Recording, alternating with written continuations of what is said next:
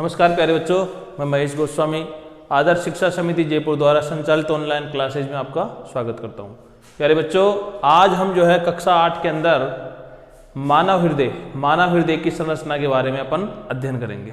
प्यारे बच्चों ध्यान दो, मानव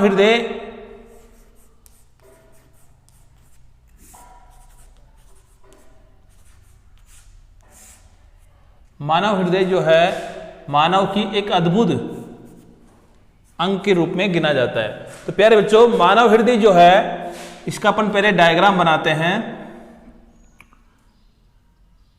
आप भी अगर वीडियो देख रहे हो तो पेंसिल से आप बना सकते हो मेरे साथ साथ।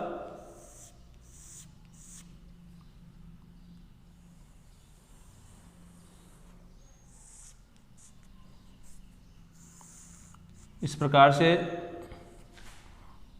थोड़ा सा इसको फोल्ड कर दो यहां से।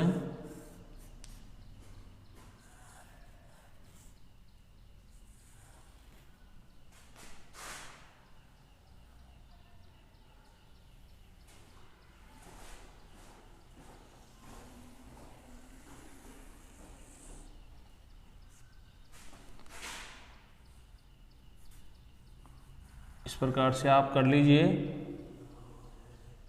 शुरुआत में दिक्कत आएगी, लेकिन एक दो बार करोगे तो बड़ा आसानी से बन जाएगा ये।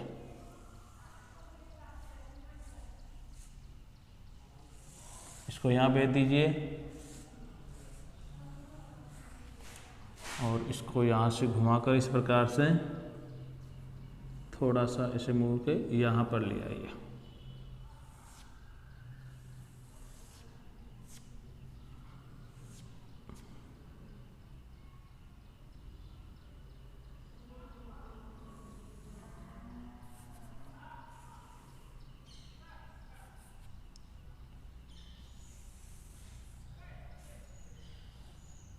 इस प्रकार से इधर से इसको बंद कर दीजिए इस प्रकार से, और इसको यहां से बंद कर दीजिए।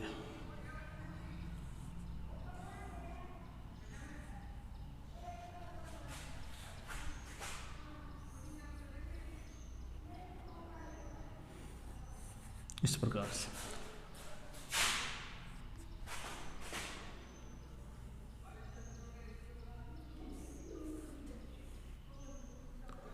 इसको थोड़ा प्यारे बच्चों आप इस लेयर को थोड़ी मोटी कर दीजिए ताकि चित्र आपका अच्छा लगे।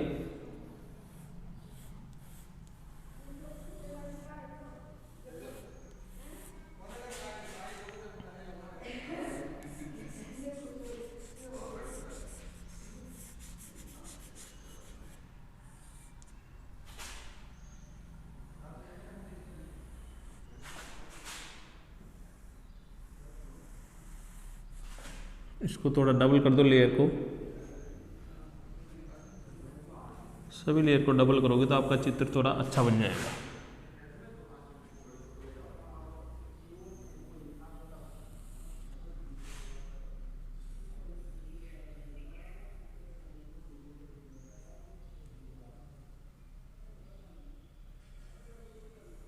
इस प्रकार से इसको भी डबल कर दो।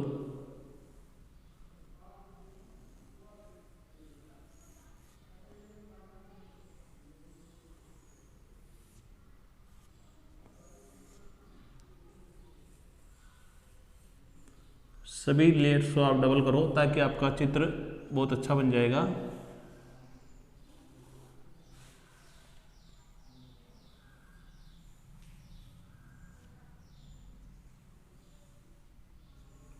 इस प्रकार से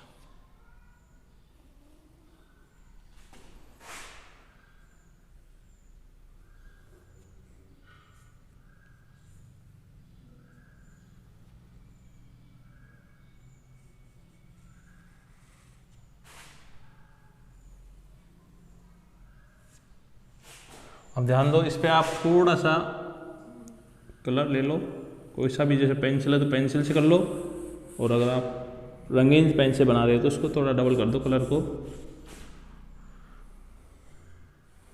इस प्रकार से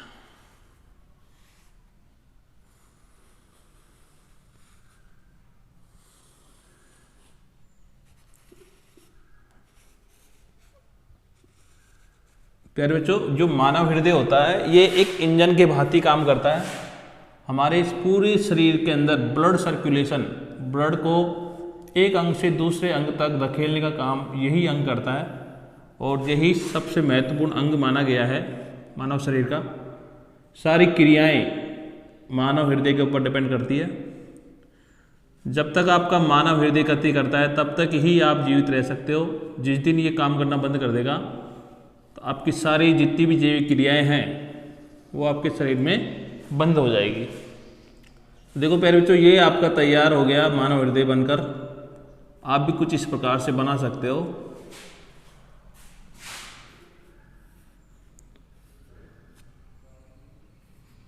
या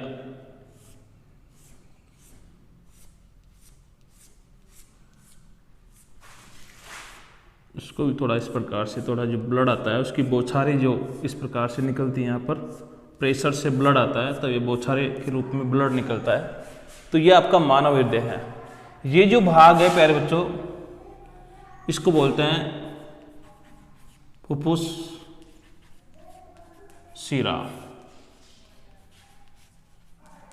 इसमें से हमेशा शुद्ध रक्त आता है प्यारे बच्चों। इसको बोलते हैं प्यारे बच्चों फुफ्फुस धमनी। फुफ्फुस धमनी, इसमें हमेशा अशुद्ध रक्त हृदय से फेफड़ों में जाता है। और ये जो कपाट है इसको बोलते हैं आलिंद निलय कपाट। आलिंद निलय कपाट। इसी प्रकार से प्यारे बच्चों ये जो है इसको बोलते हैं महाधमनी। इसको बोलते हैं महाशिरा। महाशिरा। ये जो भाग है इसको बोलते हैं निलय। इसको बोलते हैं आलिंद। ये बायां आलिंद है और ये बायां निलय है। इसी प्रकार से ये दायां निलय, दायां निलय और ये दायां आलिंद, दायां आलिंद।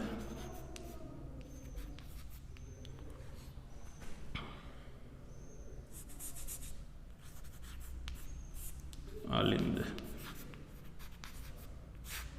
अब ध्यान दो प्यारे बच्चों, ये जो भाग है ये क्या है, किससे जुड़ा हुआ है? फुफ्फुस शिरा से जुड़ा हुआ है। और ये फुफ्फुस शिरा से हमेशा, ये कहां से जुड़ी होती है फुफ्फुस शिरा? ये जुड़ी होती है प्यारे बच्चों फेफड़ों से। किससे जुड़ी होती है? फेफड़ों से। और ये जो फुफ्फुस धमनी है ये भी फेफड़ों से जुड़ी होती है। और फेफड़े क्या करते हैं? ब्लड को शुद्ध करने का काम करते हैं। ऑक्सीजन ब्लड के अंदर मिला देते हैं, जिससे ये पूरा ऑक्सीजन, जिसमें ऑक्सीजन मिली होती है वो रक्त, उसको बोलते हैं शुद्ध रक्त। जिस रक्त के अंदर जो है ऑक्सीजन मिली होती है उस प्रकार रक्त क्या बोलते हैं? शुद्ध रक्त। ये कहाँ मिलती है? ये मिलती है हमारे फेफड़ों के अंदर। शुद्ध रक्त कहाँ आता है? फेफड़ों से सीधा आता है बाएं आलिंद में। फिर बाएं आलिंद से यहां पर ये भरता है, तो यहां पे जो कपाट दिख रहा है तुम्हें, आलिंद निलय कपाट, ये कपाट के ऊपर दाब बढ़ता है और दाब बढ़ने से ये कपाट, जैसे ये आलिंद भरेगा तो ये कपाट खुल जाएगा और पूरा ब्लड किस में आ जाएगा? निलय के अंदर आ जाएगा। अब जैसे प्यारे बच्चों ये कपाट इस प्रकार से होता है, जैसे इसके ऊपर दाब बढ़ता है तो ये कपाट नीचे की ओर खुल जाते हैं। जैसे पूरा ब्लड खाली होता है किसमें? निलय में, तो ये कपाट ऑटोमेटिकली इस प्रकार से बंद हो जाते हैं और यहां पर रुधिर का आवागमन क्या हो जाता है? बंद हो जाता है।